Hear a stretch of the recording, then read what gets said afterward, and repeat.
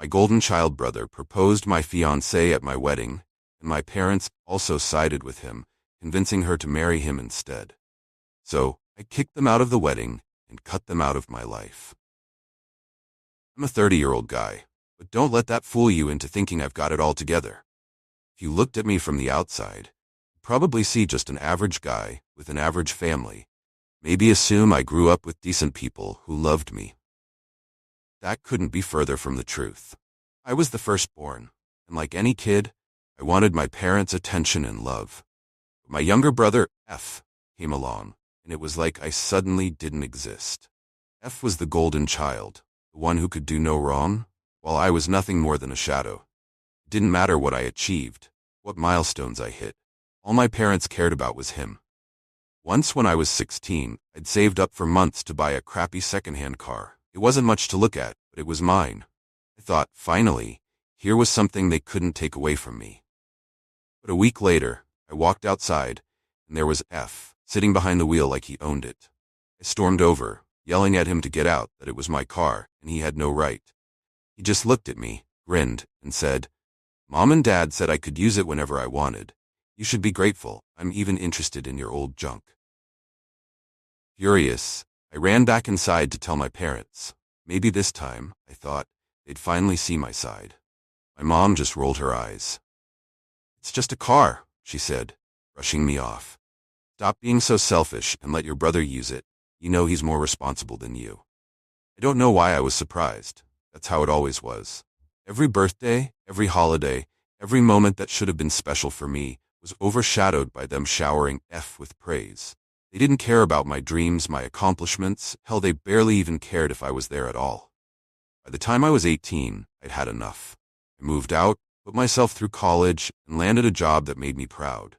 I was making it without their help, building a life they had no part in. And then I met Elle. Elle was different. She was kind, supportive, beautiful, and most importantly, she saw me, really saw me, in a way no one else ever had. I thought that maybe, just maybe, my family would be happy for me when I brought Elle around.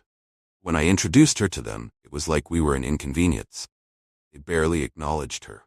F, on the other hand, was far too interested. I could see him looking her up and down, flashing that smug grin of his, as if she were something to win. As we got closer to the wedding, things got weird. F started bumping into Elle in places he had no business being. One day, she called me after running into him at the grocery store. He'd followed her around, giving advice on what she should buy. Another time, he showed up at the coffee shop she went to before work. Elle thought it was funny, chalking it up to him being lonely. I wanted to believe her, but I couldn't shake the feeling that F was up to something. But what he did at our wedding, I wouldn't have predicted that in a million years. Ceremony itself was perfect, or at least as perfect as it could be, with my family's judgmental faces watching from the sidelines. Elle looked stunning, and for a moment, I thought maybe I'd finally left the worst parts of my life behind. Then during the reception, when we gathered for speeches, F grabbed the mic. My heart dropped. I knew him, and the look on his face wasn't friendly. "Today," he started, staring right at Elle, "I realized something I should have said a long time ago." He paused, savoring the silence, as everyone's attention turned to him. "Elle, I think you know that we have something special. We'd be better together. Better than you and my brother." I heard the gasps, the whispers spreading across the room. I couldn't believe it. He just confessed his love for my wife in front of everyone. But it got worse. My mom jumped up, clapping as if she were cheering him on. "Yes, Elle, marry F. He's the right choice." My dad nodded, grinning. "You know, it makes sense, sweetheart. F is the successful one after all." Elle looked stunned, her face pale and eyes wide, as if she'd been slapped. The guests were shifting uncomfortably, whispering. Couldn't let this go on. I marched over to F, barely able to keep my voice steady. "What the hell are you doing?" I spat. F didn't even flinch. Smirked, the smugness dripping off him. "I'm doing what I should have done a long time ago. You don't deserve her, and we all know it." Before I could respond, my grandmother, one of the only supportive members of my family, stood up, glaring at my parents. "This is shameful. How could you humiliate your own son like this?" My mother didn't miss a beat, sneering back at her. "Oh, please. We're just doing what's best for Elle. She deserves a real man, not some second-rate disappointment. I had had enough. I turned to the security staff and pointed to my family. Get them out. Now. My dad's face twisted with rage. Throwing us out? We're your family. Family doesn't do this, I shot back, cold as ice. Family doesn't try to destroy someone's wedding. Get out, or I'll call the cops. F lunged forward, grabbing my shirt. You're gonna regret this, he snarled. You're making a huge mistake. Elle stepped between us, her voice shaking but steady. I love him, F. I would never choose you. The room fell silent. The security escorted them out, my parents and F shouting insults, hurling threats, until the doors finally closed behind them. I stood there staring at the closed doors, feeling both relief and something close to heartbreak. I just cut my family out of my life, and as painful as that was, I knew it was the only choice. The reception continued, though a heavy cloud hung over the celebration. I apologized to Elle, to our friends and family who had witnessed that nightmare. But everyone was supportive, rallying around us, determined to salvage what was left of the night. For a few weeks, things were quiet, and I thought maybe my family had finally gotten the message. But then the calls started coming. My parents and F bombarded Elle with messages, telling her she'd made a mistake, that I was unstable and selfish, that she deserved better. And by better, they meant F. They tried every angle, guilt, manipulation, and even pity. Elle was strong, though. She blocked their numbers, their social media, even ignored a few anonymous messages that were clearly from them. But they didn't stop there. My family, or rather F and my parents, went further. They started showing up outside our apartment building, waiting for her when they knew I wasn't around. They'd somehow weaseled their way in, convincing the doorman they had an emergency to handle, and would actually wait outside our door for hours, hoping to catch her. One day, they got lucky. Elle came home early from work, exhausted and just wanting to rest, only to find F and my mom standing right outside our apartment.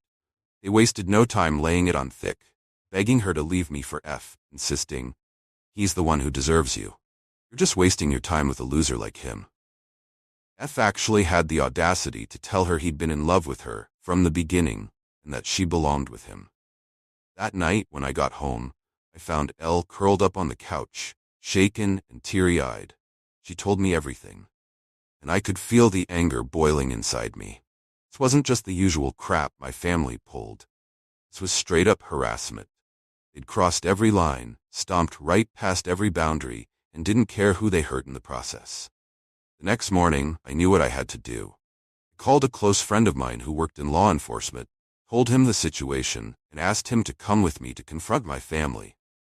I wasn't looking for trouble, but I needed them to see I was done playing games. We drove to my parents' house, and the moment they opened the door, they looked smug, like they thought I was there to apologize, to beg them to come back into my life. My dad sneered. Are you here to apologize? No, I replied, my voice cold. I'm here to tell you to leave us alone. You're not going to call us, you're not going to message Elle, and you sure as hell aren't going to show up at our home. If you do, I'll press charges. I have witnesses, evidence, and a lawyer who's more than willing to help me get a restraining order.